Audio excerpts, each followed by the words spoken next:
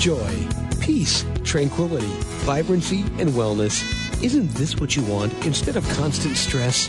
That's what host Rochelle Lawson is going to help you with on Blissful Living. There are many ways to reduce stress, some you may not even know about. Doesn't a little peace and tranquility sound like just what you've been looking for?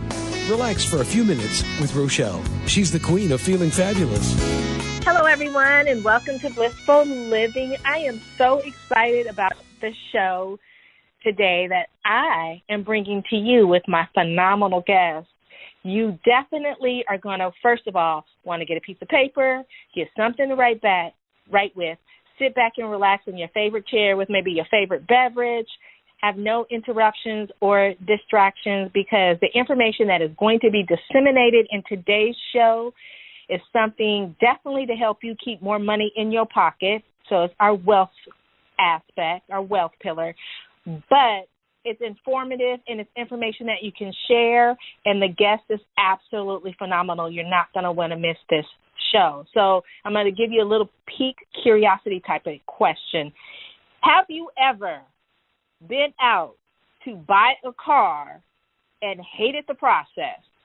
That's the question. And we're going to have some more information around that in just a few minutes. But before we get started, I just want to, first of all, thank our sponsors, All Day Cable Incorporated, telecommunications installation company located in Silicon Valley. They've been in business for 30 years, and their specialties is installing network distribution systems, mainly voice, data, fiber optic, cabling, wireless system, audio, video, speaker system, anything you need to help you communicate better, more effectively, more efficiently with your customers in your backyard or across the world.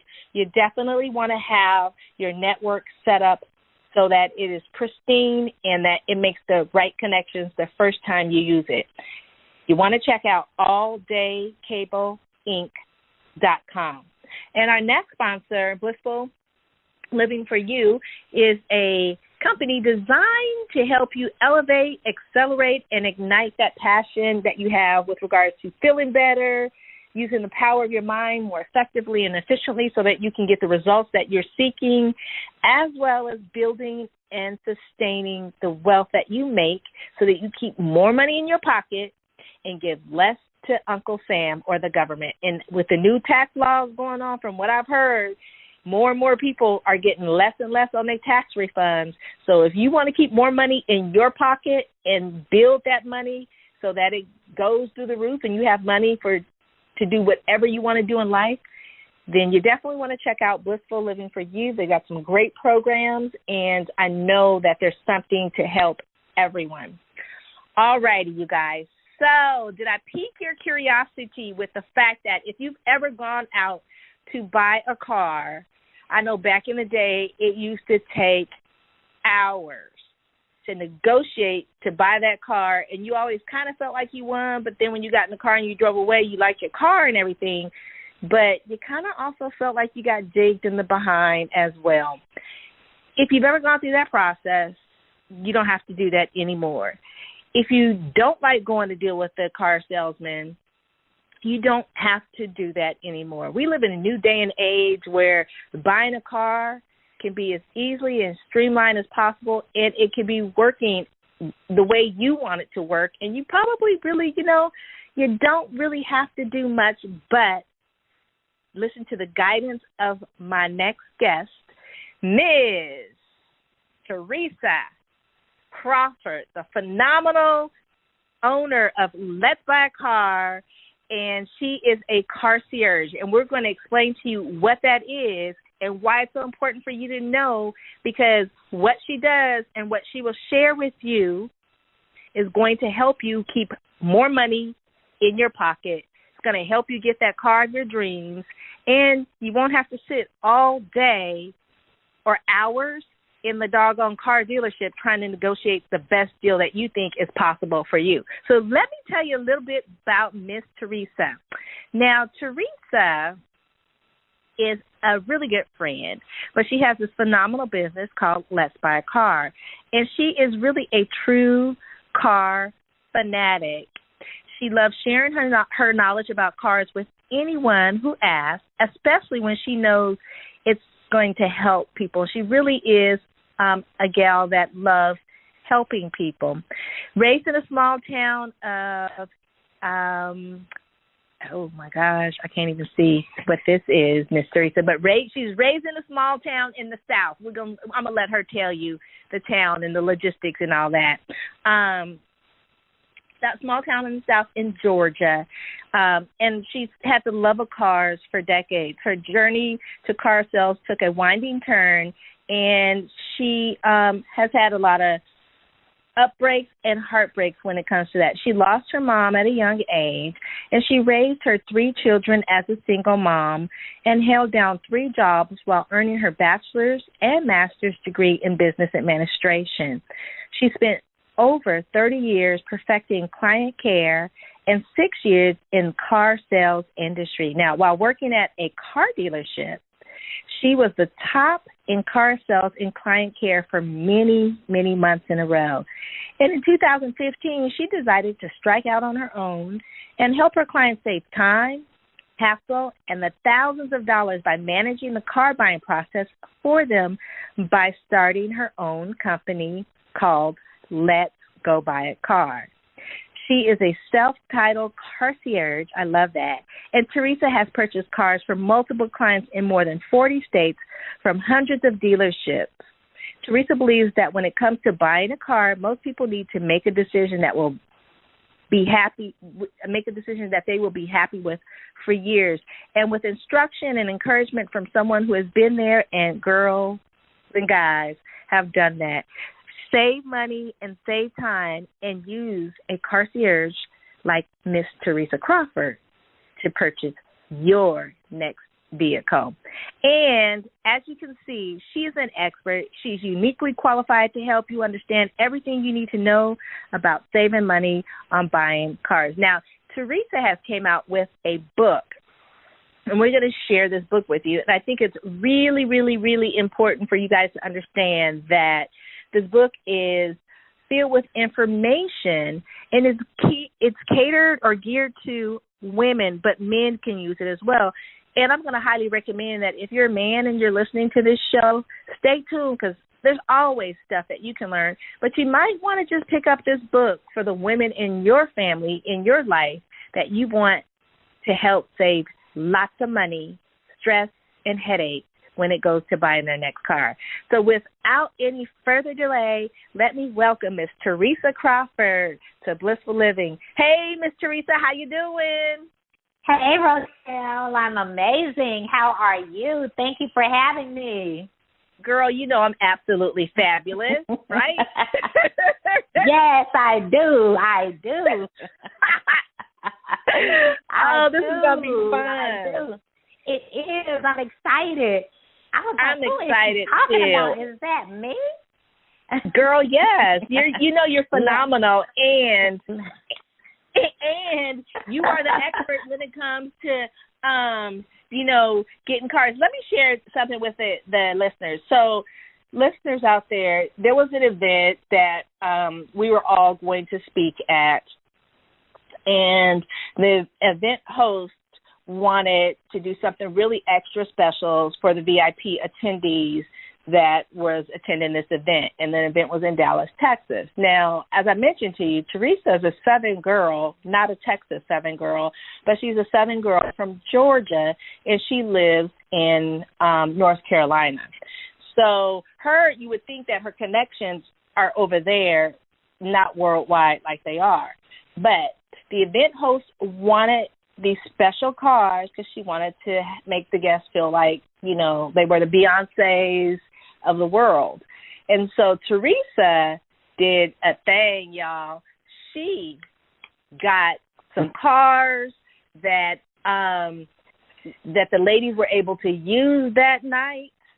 Yes. Out to a really exclusive restaurant. And I'm going to let her tell you, just so we jump in hot and heavy, I'm going to let her tell you the cars that she was able to get so that the ladies could have a real, true VIP $1 million experience like none other before, and it has never happened in any of their lives before. So, Teresa, share with the listeners the type of cars that you got for the women that evening.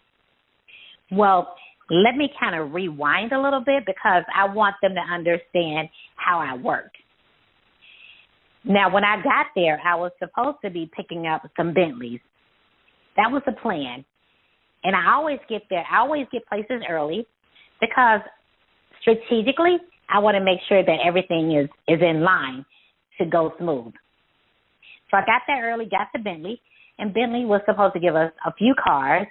And all of a sudden, Bentley was like, oh, well, we're not going to give you but one car. And I've got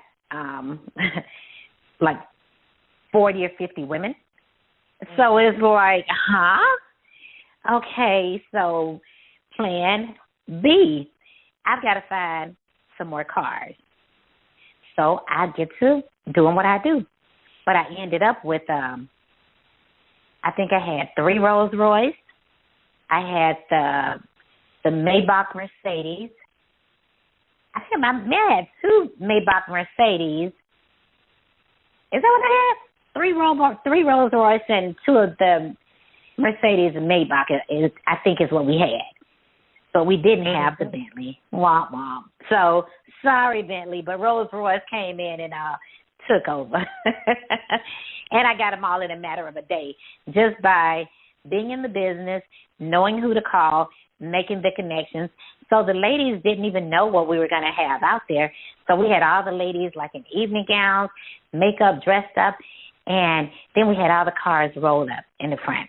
And they took the ladies to the restaurant and, parked and then brought all the ladies back. So it was definitely a first-class experience done by Let's Go Buy a Car. And you got to tell them about the special one, the one that starts with the G and ends with a T. Because I don't think Bentleys, I love them, but Rolls Royces are, when you think of a Rolls Royce, you think of somebody with money. You know what I'm talking about? But there's a special Rolls Royce that does special things. Oh, okay. Oh, I'm sorry. Because we got to elevate it. We got to let them know exactly so what we they're didn't have with the tonight. we had the Rolls Royce Ghost. I'm sorry. Okay. Come on now. Correct me, Rochelle. I'm sorry. We had the Ghost. Yeah, and then one of the ghosts. No, they were all white ghosts. Yeah, they were all white ghosts, as a matter of fact. So yeah, we did it in style. So, see you guys out there. When I say I'm bringing somebody to you to help you save money and keep more money in your pocket, I don't mess around with it because money is a precious thing, and without it, you really can't step into your glory and live the life of your dreams. So I wanted to share that experience with you so that you can understand that Theresa Crawford is the real deal. Her concierge business is the real deal, and you definitely want to pay attention now to what we've got to share about her business. Let's Go Buy a Car. So, Theresa, tell us, what is the first thing we should know when it comes to buying cars? Well, the first thing that you should know when it comes to buying cars is what kind of car do you want and can you afford it? That's the first thing you should know. What do you want and can I afford it? Because with a car, we all want the best. We want the best. We all have the car that's on the top of our list. We have a mid-range car, and then there's a car that we can afford. So, so most people, it's like, okay, I want the one that's in the middle, but they really can't afford that one right now. So they have to start with what you can afford. And what I do is I'll find out their mid-range car, but then I also know what they can afford with the consultation. And I'll meet them halfway. So I try to get them a little bit more, but I take them halfway. to where they want to be. Now, sometimes they can go to the top and don't even realize it because they're in situations where they don't know how to buy cars, and they're paying the top range for a mid-range car because they've been taken advantage of. So wait.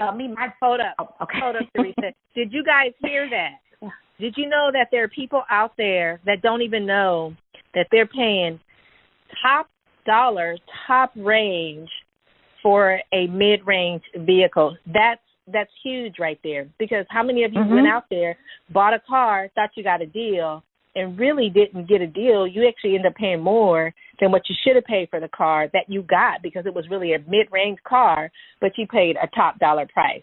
So I just want to say, pay attention, listen up. Okay, Teresa, I'm sorry. Go ahead. Yeah, and then the way I'm going to say that you're paying top range is because a dealership will call you in and say, hey, come in and trade your car.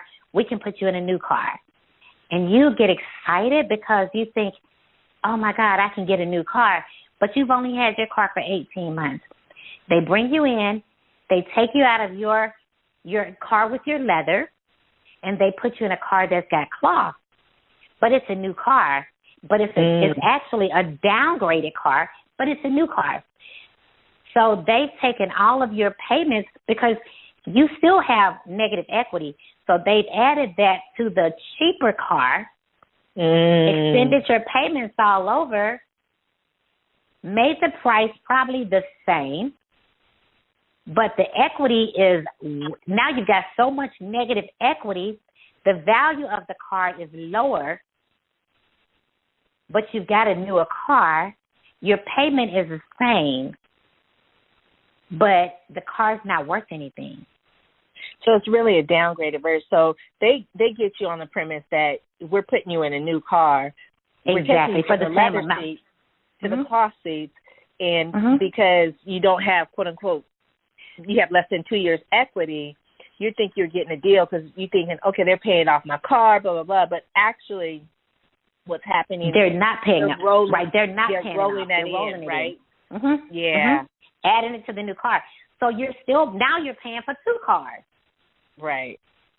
And you're in a downgraded version than what you had prior. Exactly. And then guess what? And then a month later you realize these seats aren't heated. I gave up my leather seats. These seats don't even get hot. Where's my sunroof? I don't like this car anymore.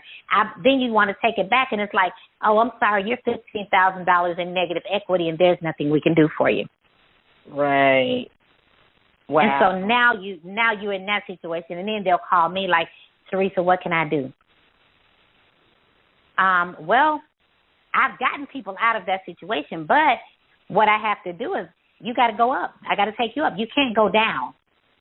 Now I got to take you up because I've got to find a car that will carry $15,000 worth of negative equity. Right. But they've got to be people that have some money, have some credit, that are prepared to go up. You can't go down when you're in a situation like that, which is unfortunate. But I have gotten people out of that situation. So, it just depends on a person's situation that we can always help them. But it's just, it's every person is going to be different. Every person's situation is unique. Right. So now, why is going to the car dealership like going to the dentist? I know I hate going to the dentist. It's always a painful experience. So why is going to a car dealership like that? Well, you get the same pain, but it's a mental pain. Like I tell people, when you go to a car dealership, people actually are almost get sick. Some people get literally physically sick because it's kind of like they hyperventilate. They're afraid. They don't know the process. They don't want to walk in. They don't want to look at a salesperson. They are totally afraid because they feel like, I'm going to run into a shady salesperson. This person is not going to help me. I don't want to talk to anybody. They're going to take advantage of me. But that's the concept. I mean, I think because let me go back. Back in the day, Mm-hmm. you had the salesman that had the blue book in their pockets. Right. You know, they had it in their pockets. You didn't have access to the internet. You didn't know anything, and the blue book was a big old secret. So nobody knew what was in the blue book. But that's how they knew the value of the cars. So they could charge you what they wanted because you couldn't research the cars. So back then, they could just really take advantage of you. But see, now you've got so much research. But now people walk in, and when you see a lot of salesmen gathered together, people walk in and they feel like, oh my God, they're gonna get me. They're gonna get me. And I used to work in a dealership, you know, and women would come in, they would go to the desk. They're like, do you have a female salesperson? I don't want to deal with the men. So it's almost like, and they see me, it's like I'm walking up, it's like, ta-da! You know, it's like, oh my God, you're my saving grace. I'm so glad they've got a woman. But, and they'll just say, I'm afraid. I'm afraid because they don't know what they're getting themselves into, and they don't know how to buy a car, and they're afraid of spending too much or being taken advantage of and don't understand the process. So it's just that fear of paying for this car too long, leaving not being happy, you know, so. Right. Yeah, they're afraid. So it's like, with regards to the process, okay, so, you know, of course, salesmen approach men coming in to buy a car completely different, right? Mm-hmm.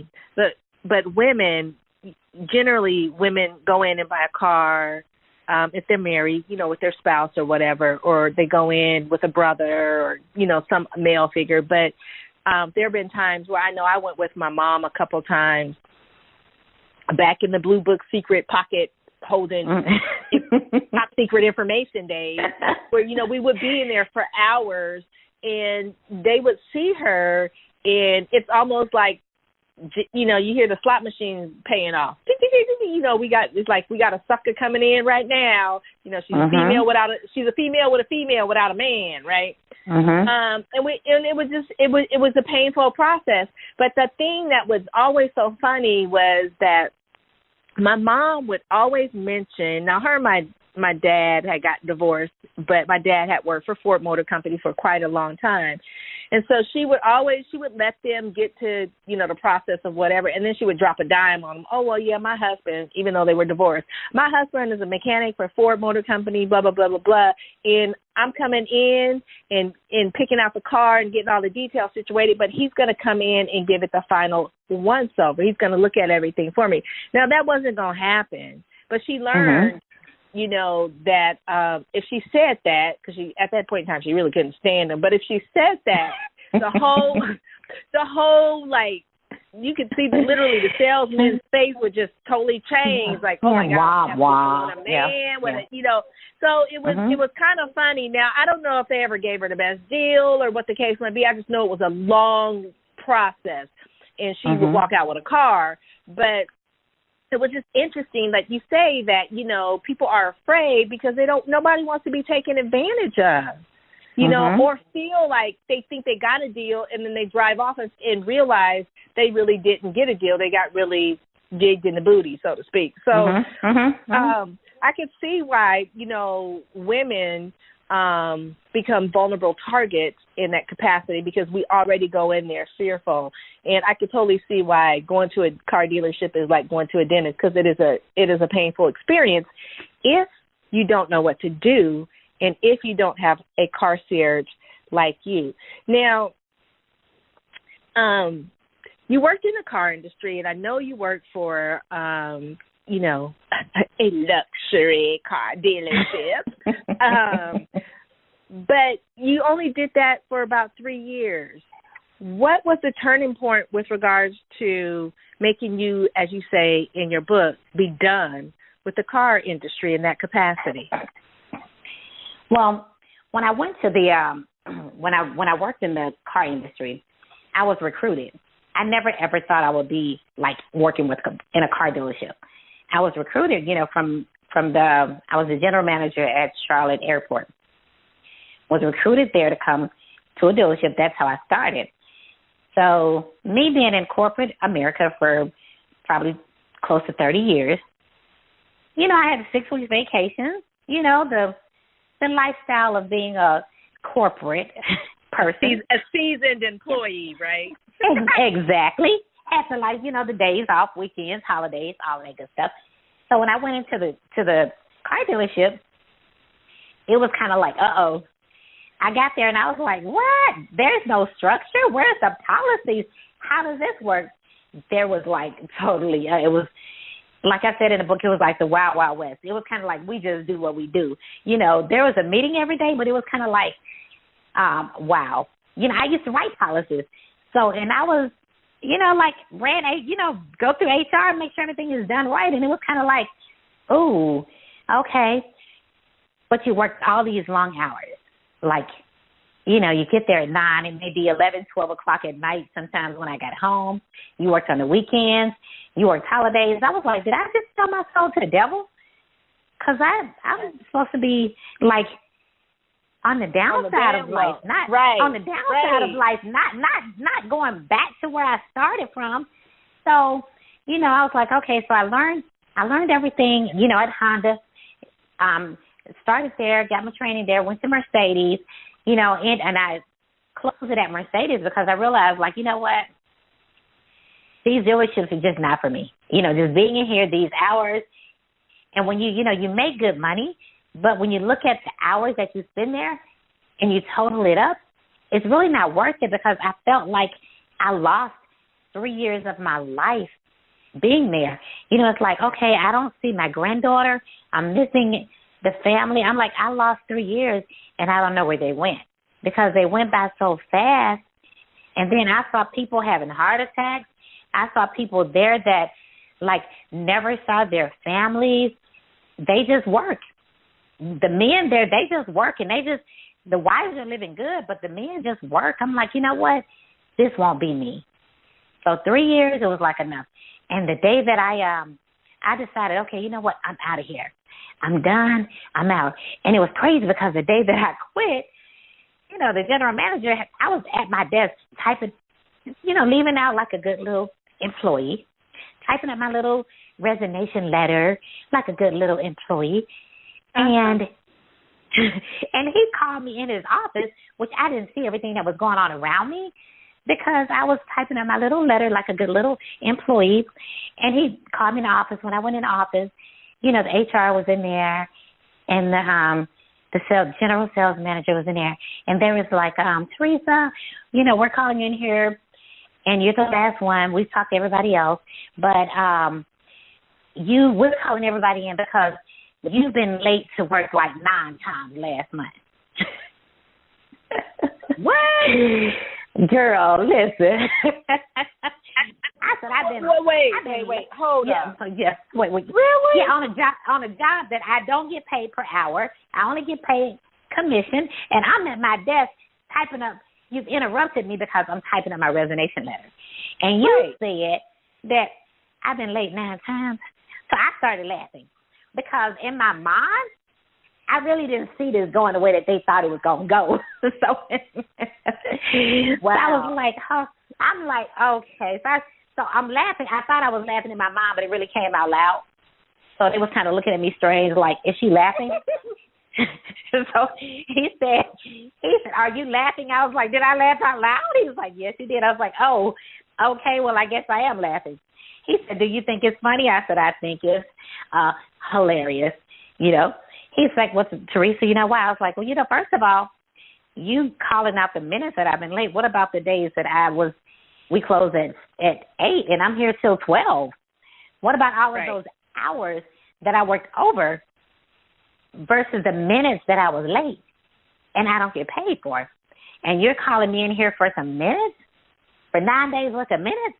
I was like, I tell you what, you can write on your little piece of paper right here. So by the time I stood up, and remember, too, let me go back that I used to work law enforcement. So sometimes I still have a law enforcement stance that may appear a little aggressive, but I wasn't aggressive. So I stood over his desk. I was like, you can write on your little paper right here that Teresa Crawford will never be late again. And he was like, why is that? I said, because I quit. Look. Oh. Yes. So that was it. And I was like, and that's the day that I was done. And normally when people leave, he like walks them to their desk and make sure they pack up all their stuff and walk them out. So I walked out, and I think I got a little loud because all the guys were standing outside because they knew Teresa was not going to just take that. You know, they were standing outside. Right. So it was like, oh, they was waiting on me to just act up. So they saw it, you know. So they laughing, and I go to my desk, and I'm packing up my stuff, and then he didn't come to my desk to help me, to walk me out. And I finished doing what I was doing at my desk and finished my little stuff at my desk. I was waiting for him to walk out to come over to the desk. He never came back because I was like, oh, shoot, I had some more stuff I probably wanted to say. And if it comes to my desk, I can finish saying it. You know how you say something and you realize, like, I didn't say this. And you kind of wait for him to come back. Right, you know. Yeah. but he didn't come back to the desk, so I never did finish saying what I probably wanted to say. But but after that, I packed up my stuff, and I left. I went to play golf, and I just posted on my little social media like, hey, while everybody's at work, I quit my job, and I'm playing golf today. So that was... Wow. I mean, that, you know, I know people out there listening can relate to that experience where, you know, you stay late, you go the extra mile, you do all this stuff, and the minute you come in late one or two times, they want to have an attitude, but no one takes into account that you've stayed late way more than one or two times. I had a boss one time tell me that I was late 4 minutes, 4 days in a row, but yet I stayed 30 minutes to an hour late every day working, you know, after hours working.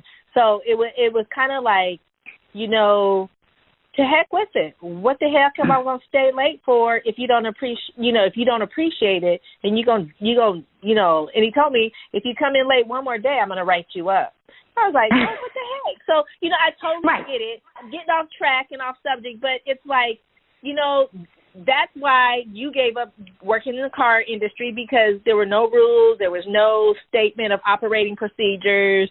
You know, you come early, you stay late, you work in holidays, you work in weekends, you missing time with your family, you working for commission, and all that you're doing is not appreciated. And that's why I'm so glad you decided to leave the business and start a car share service, so that you get to pick your own times, who you want to work with, you know, make your money and live life to the fullest, that you get to create your own, you know, your own day-to-day agenda. And if you don't want to work that day, or you don't have to. But if you want to work extra, you can do that too. And so it puts you back in total control of your destiny. Now, there's a story that I want you to tell, but before we get to the story about the state trooper at 13, because I heard it, I want you to tell the people out there listening that crash and burn car buying mistake that people make and how to avoid it. You guys really want to pay attention to. So one of the crash and burns that I always say, you know, I don't want to give you everything that's in the book because I want you to buy the book, but one of the crash and burns is one of the major, I think one of the major mistakes is when you go to a dealership, and this is big, is that when you walk in, the first thing they want to know is, how much do you want your payment to be? Or how much can you afford to pay a month? And the first thing we do is tell them, I'm not going to pay over $500. Yep. Bingo. That's all I need. Because now they've got you. And you don't understand how.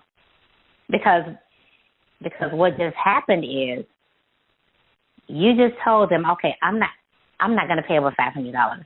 So that means that if I come back and tell you I can get you a car for $497, that you're going to buy a car today, as long as it's not over $500. So you're sold as long as you get a car under $500. So what they can do is they can go and find a car. The car can actually be, I don't have my calculator with me, so let's just say 500 times 72. I don't know. You if you want to have a calculator. Hold on. Let's just 500 times 72. Let's just do that. 72 is what. Let's do this. 72 times 500. That's 36,000. Wait a minute. Let me see. 72 times 500. Okay, that's 36,000. Okay, so if we say so that means that you can pay $36,000 for a car. Okay, so because you don't want to pay over $500, so we got $36,000 that we can play with. So they may go and find a car. You may say, okay, I want a Honda EXL. They may go and find a car that's $18,000, or let's just say $20,000. They're gonna find a car that's $20,000, and the car has everything on it that you like. It's got leather, sunroof, everything you want. It's got everything on it that you want. It may have some miles, a little, higher miles, whatever. It doesn't matter. You drive the car. You're in love with the car because it's better than a car that you have. So the car is $20,000. So that car would have been way less than $500. Okay? So now, but you still can pay $500. So we can add gap insurance, we can add extended warranties, we can add tire and wheel protection, matter of fact, we can take your interest up to like 17%.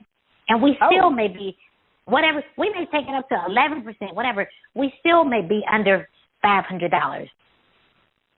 And we made a boatload of money off of you because if I do all of this on this car, and then we come back and present you the numbers like, okay, this is the car, but what we're going to give you, we're going to add an extended warranty for you. That means that the car will be protected for this long. We're going to do a paint protection on it.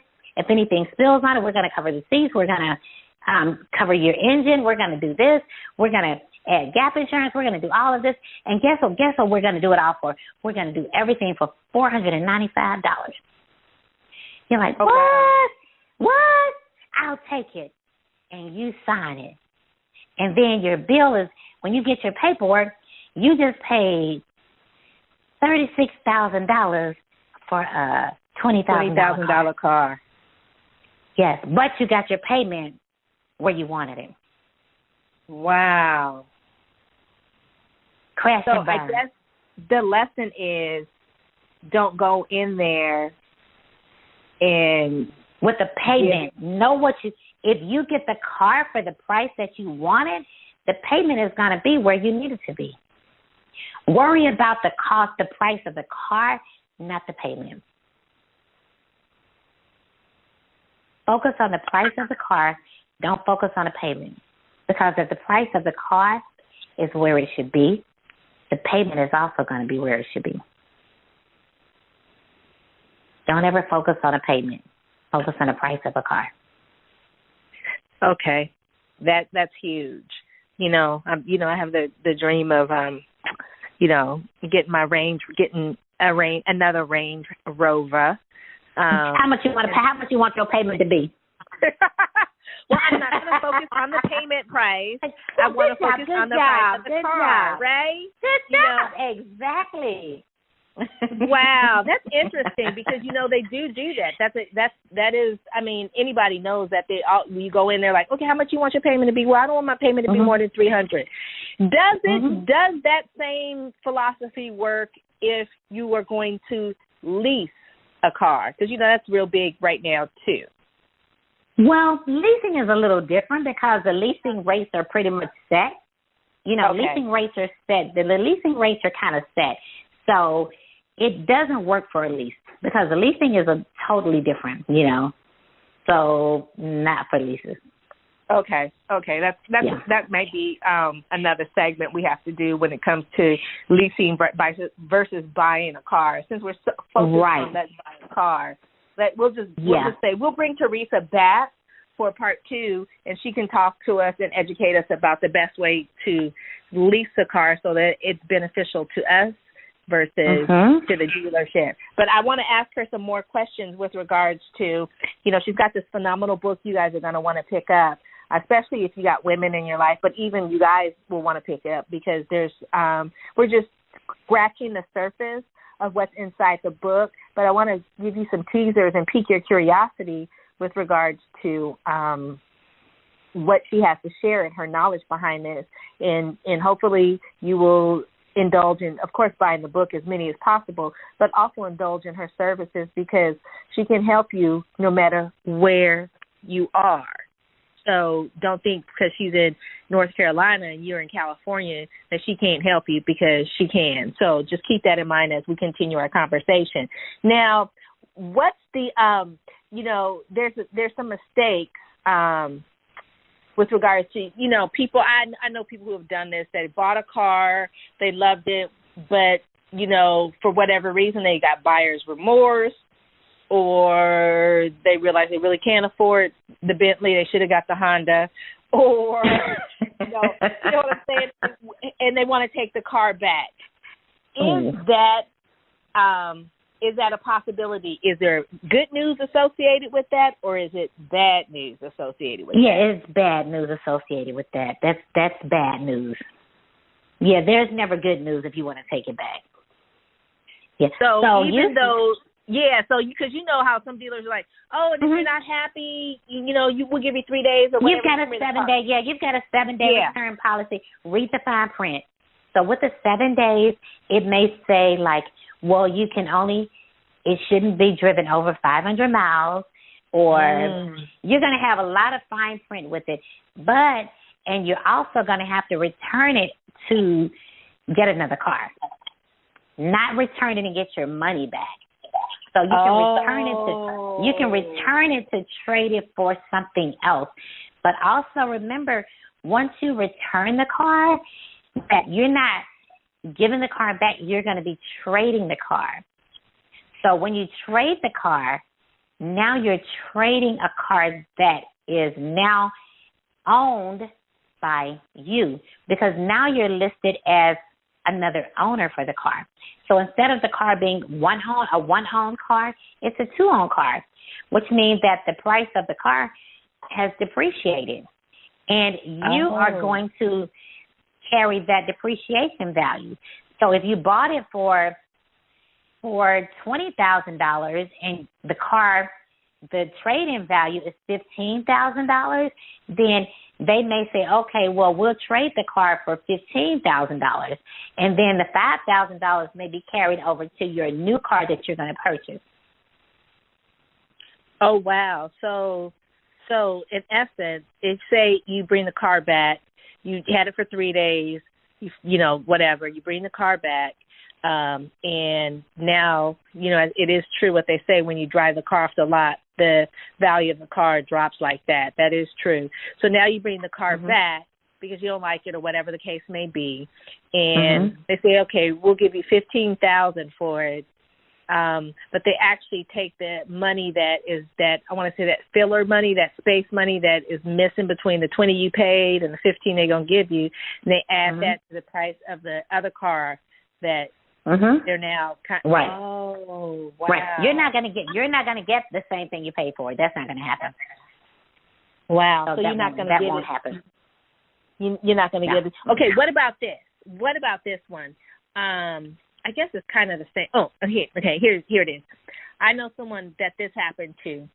She bought a car. Notice I said she. She bought a car. And when she was buying the car, the whole time the salesperson was like, yeah, if any time, you kind of talked about this, if any time within the next 2 years, if at the end of at the 2-year period, you can just come back, you can bring the car back, and we'll just take the value of the car and apply it to a new car for you. Say, I'm going to say Honda Civic. She got a Honda Civic. Bring your Honda Civic back in 24 months. Everything will be good. Long as you keep the miles under such and such miles, we'll actually give you, we'll take your car as a trade-in and give you, say now, a Honda Accord at the same price.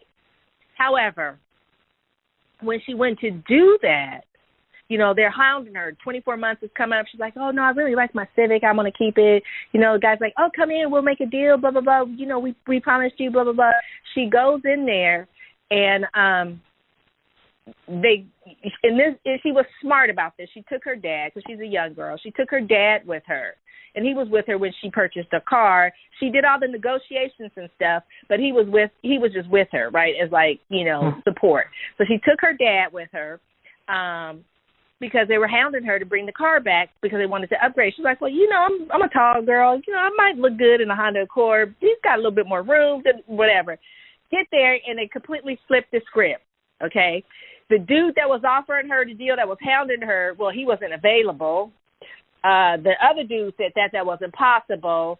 And then the manager who was there when she bought the car originally, where she had written down his name and what he said and all that kind of stuff, said he didn't say that. And she had the name, the date, the time, the exact, and he was like, well, we can't do that.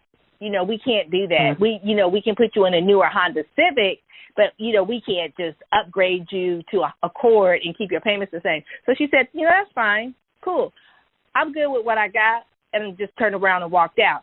But It was like, is that something that happens? Why do they do that to unsuspecting customers with the promise, they sell them the car with the promise of, you can bring it back in 2 years and upgrade, and your payments will be the same. We'll just give you the upgraded car, when that's really not how it works.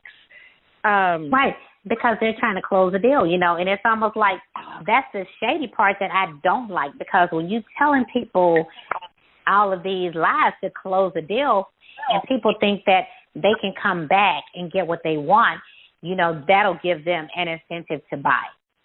So they think, you know what, okay, I'll keep the car a year. I can come back and I can refinance and I can do this. No, you can't. That's not going to happen. You can't do that. So salespeople that tell people that, those are the people that end up in a bad situation, because you can't do that. You can't do that. I went live today to tell people about refinancing. You can't do that. So even, when people say bring it back in a year, there's nothing you can do in a year. There's absolutely nothing you can do bringing a car back in a year except lose money. Right. Unless you buy the car. Even if you buy the car cash, you can take it back in a year and you can trade it because it's your car, but you're still going to lose a lot of money because you're not going to get what you paid for it. You'll get money for it, but you're going to lose money because a car is a depreciating asset. Right. So within a year, you're going to lose the most money off of a car during the first 18 months that you have the car, if you have to trade it in. Okay. Did you guys hear that? If you have to trade in your car within the first 18 months of having it, you're going to lose the most amount of money. That, I guess, is the biggest period of time when the depreciation value really drops. And so the first 18 months. The first 18 months, you want to pay attention to that. I want to ask you, we all see, I know, I'm so guilty. I like the top of the top of the top. So whatever I go to buy, I want all the bells and whistles. If it's like when I bought my Mercedes back in the day, I couldn't just get the regular Mercedes. I had to get the Mercedes with the sport. Well, I'm kind of got the boy feeling, but I had to get it with the sports, the supercharged, the upgraded rims, and all this stuff. Not realizing, girl, that I didn't even take a look and pay attention to the markups and the cost of the markups. I know now the game, but can you share a little wisdom about what people should understand when it comes to the markups on a vehicle that is just tickle their fancy and they want so bad? Okay, so that's when you're going into the luxury class. So once you get up into the luxury class, a base model luxury car is going to have everything. So the base model, just say a base model Mercedes is going to be with leather. It's going to have a sunroof. It's going to have, your CD player. It's going to have everything. So that's going to be based on it. But then you get additional packages. So you have drive assist packages. You can have the sports packages. You can have the luxury packages. So there's so many, you know, you got the massage seat packages. You've got the back seat heating and cool seat packages. It's like, yes, I know. You can so pimp a Mercedes. You can pimp them out, but all of those packages you pay for. You know, you pay for every package that you get. So you can get a Mercedes S-Class. If you get a base Mercedes S-Class for about $109,000, it's got everything that you ain't gonna never use. So it's got everything. It's got everything on a base Mercedes S-Class. It's got everything you will never use.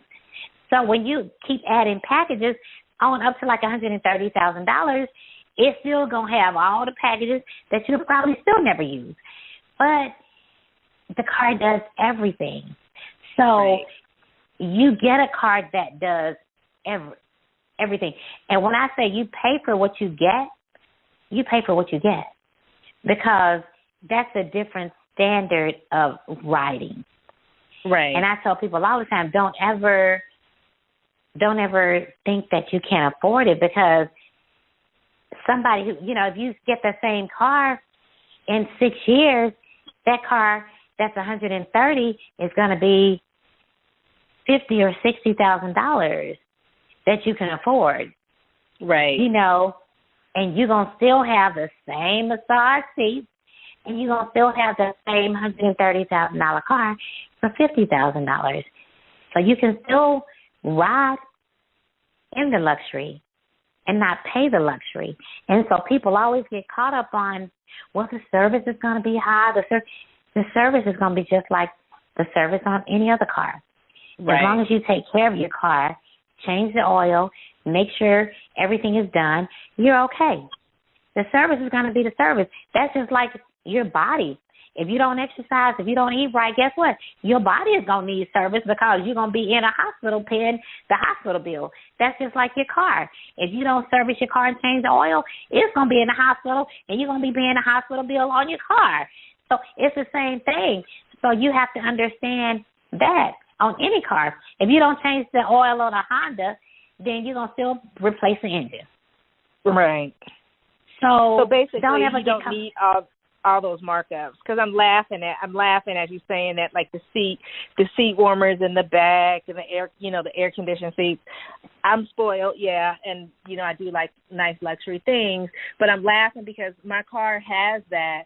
And girl, I don't think there's ever been anybody, well, okay, maybe 2 times that I've had people in the back seat, and they darn sure didn't use the seat warmer or the air conditioning seat. I've had the car for a while. I don't even know all the functionalities. I'm discovering stuff every day with my car, and I've had the car for like almost 7 years.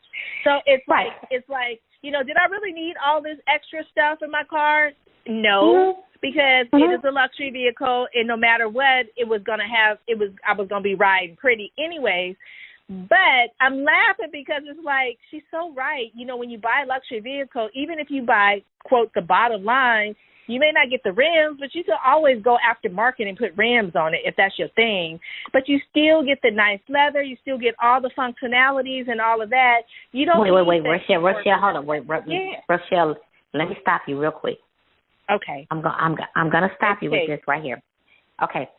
When you buy a luxury car, don't go and pimp it out with the rims from the rim shop.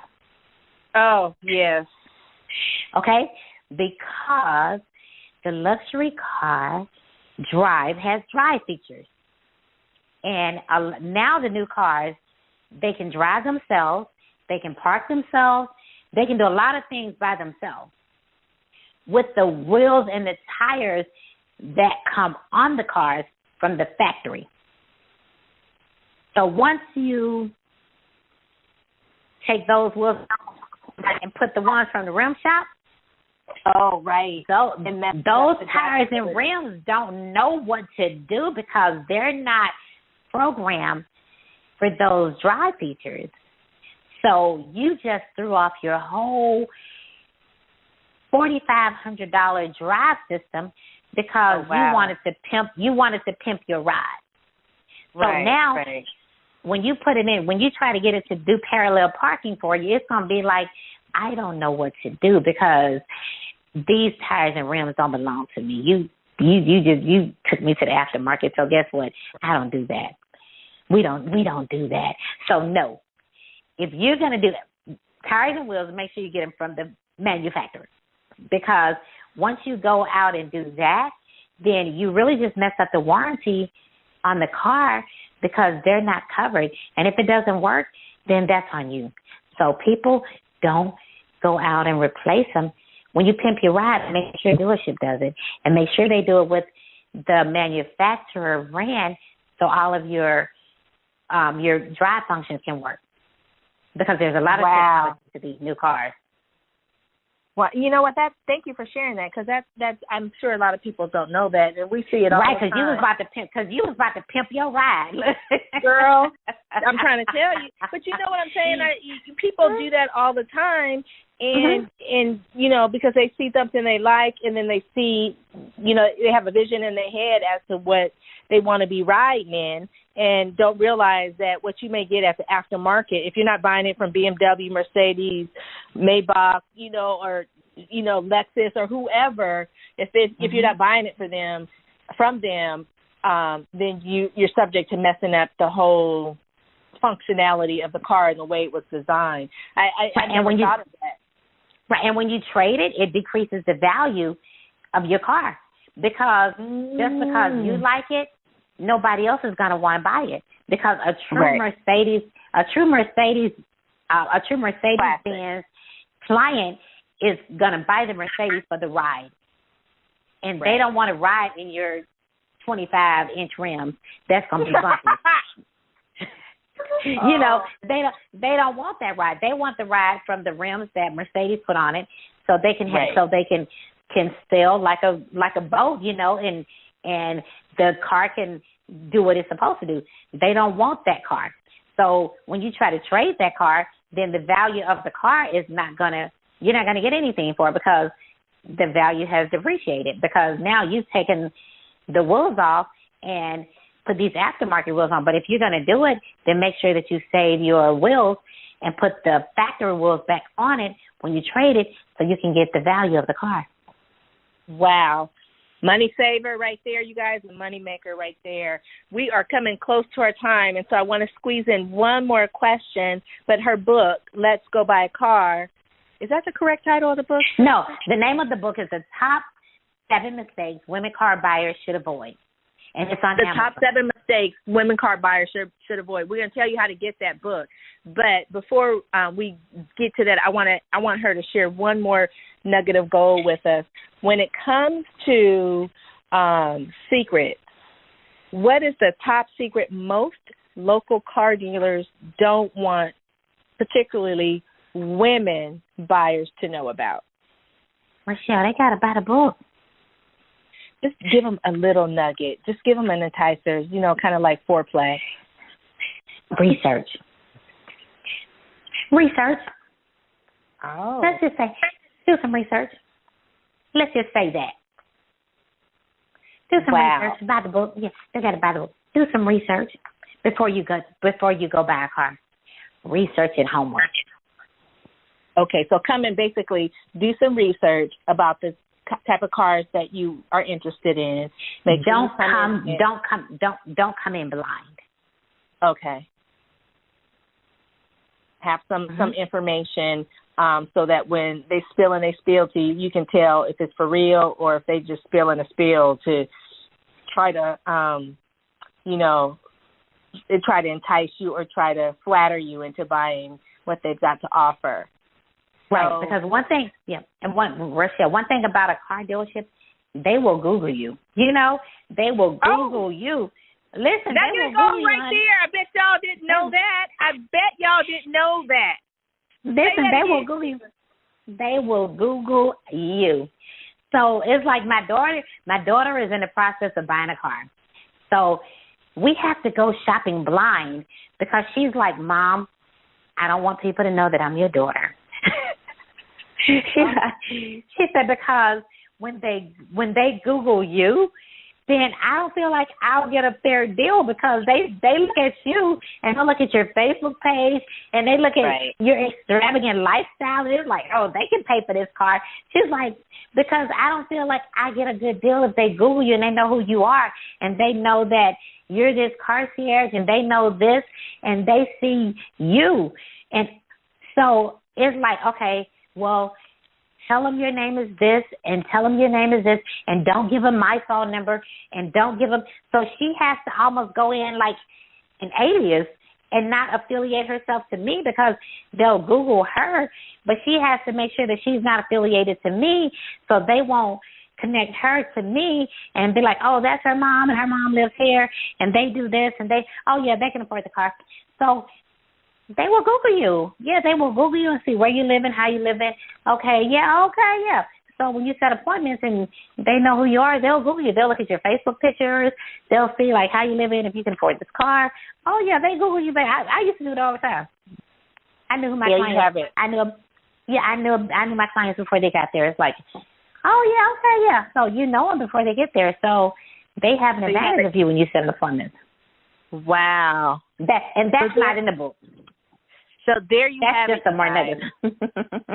There you have it. Nuggets of gold on what you should do and how you should protect yourself and keep more money in your pocket when you are going out to buy a car. Now, we've been talking about excerpts and nuggets of gold about keeping more money in our pocket when it comes to our wealth and car buying experience. But I want Teresa to share with you her book, how you can get it, and how you can get in contact with her with regards to utilizing her. Because remember, she can do all this haggling and stuff for you, and you don't ever have to do it. I know people that she's actually got their car for them. Again, she lives in North Carolina. This one fellow I know lives in Texas. He used her to get his car. He never had to go to North Carolina, and she really didn't have to come to Texas. But he had his car. He got the car he wanted, and it was delivered to him, and she did all this stuff that we're talking about that you could just completely avoid. So, Teresa, tell them about the book and how they can get the book. Okay, so the name of the book is The Top 7 Mistakes Women Car Buyers Should Avoid, and it's expert tips from Let's Go Buy a Car. The book is on Amazon, so you can get the Kindle version or you can get the regular book. So that way that's how you can get the book. You can contact me. My website is www.letsgobuyar.com. That's my website. I'm on Facebook, Let's Go Buy a Car. I'm on Instagram, Let's Go Buy a Car. I'm also on Twitter, Let's Go Buy a Car. So you can find me pretty much everywhere. I have a YouTube page, Let's Go Buy a Car. I'm Let's Go Buy a Car everything. So everything, Let's Go Buy a Car. My phone number is pretty much out there. If you need to call me, you can always call me. I'm available for consultations. I work all over the United States. Most of my clients, if they want to hire me, my prices are on my website. So if you need the consultation, so I'm available for that. The cars are normally delivered to you, and I explain the processes, when you call me. I can help you sell your car if you have a car that you want to sell. I can help you sell your car. I can help you buy a car. We can buy pre-owned cars. We can buy new cars. We can also help you lease cars. So we do everything from Fords to Ferraris, high-end, some of the lower end. So I'm kind of scaling back on the very, very low end because they're too tough to buy. But and I'm easy to find. So reach out to me, and I'm always there. So there you have it, you guys. Miss Teresa Concierge Crawford with her business, Let's Go Buy a Car. Again, nuggets of gold. Hopefully you guys wrote down lots of information. But better yet, if it's something that you just totally want to avoid doing, doesn't hurt to have a conversation. Look at her stuff. She's on Facebook, Instagram, Twitter, and she has some wonderful information that she disseminates out all the time to help all of us to have a better experience. I know personally that the next time I go to buy a car, I don't want to deal with the hassle or the hustle or the game playing either. I'm going to use Teresa because, again, I don't have to be where she is. I could tell her I want a white Mercedes S550 with gray interior or whatever, and she'll, find me the car. Or I want a BMW. Ooh, the 6 Series is just popping. Oh no, they have a new 8 Series that is like, oh my girl. God, it is like, yes, a 8 Series coupe that is like, you have to look at it. See, yeah, you see what I'm saying? Or if I want that Range Rover with the red Range Rover with the black rims, with the whatever. I could tell Teresa, and she will go find it, and I won't have to haggle or do anything, and it'll all be done for me. And then, better yet, she can have the car delivered to me. So, again, if you guys are interested, go check her out. Look her up on any social media. Let's go buy a car. Go get the book. Say the book title one more time, Teresa.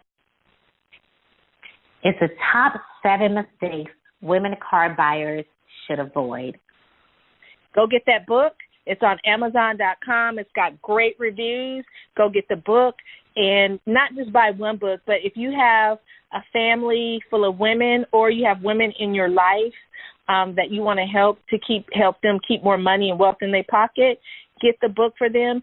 They make great gifts for birthday, college graduation, because they don't teach the kids anything about finance or buying a car or anything in college about handling their money. Not unless they're a finance major, but, they make great gifts, and it's information that you can use over and over again.